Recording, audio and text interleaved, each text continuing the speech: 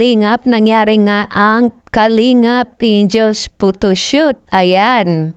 Sana panood nyo naman, talaga namang napakagaganda po nila. Pero para sa akin po, may isang sobrang hinangaan ko.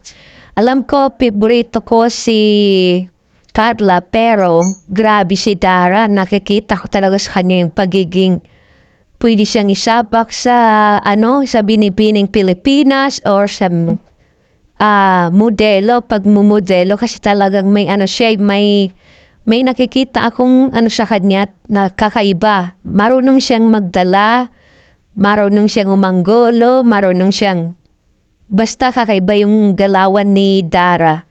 Ayan. Pero lahat naman po sila magaling. Yun nga lang kasi syempre, merong iba na maganda pero hindi marunong magpostura, di ba? Pero si Dara, grabe. And syempre, nandyan din po ang princess ng Kalingap, si Rina.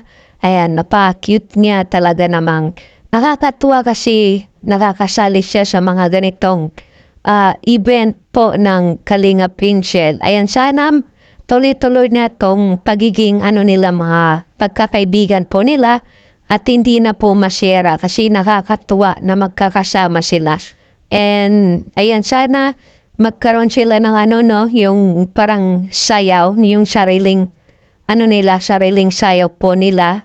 'Di ba? Mas maganda po 'yun para din po sila matuto silang sumayaw, 'di ba?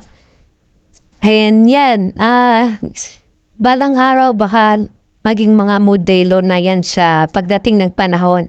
And sana mapagtapos sila ng pag-aaral kasi yun naman yung pinaka-importante. So yun po, maraming salamat po sa patuloy na pagsuporta po sa Team Kalingap.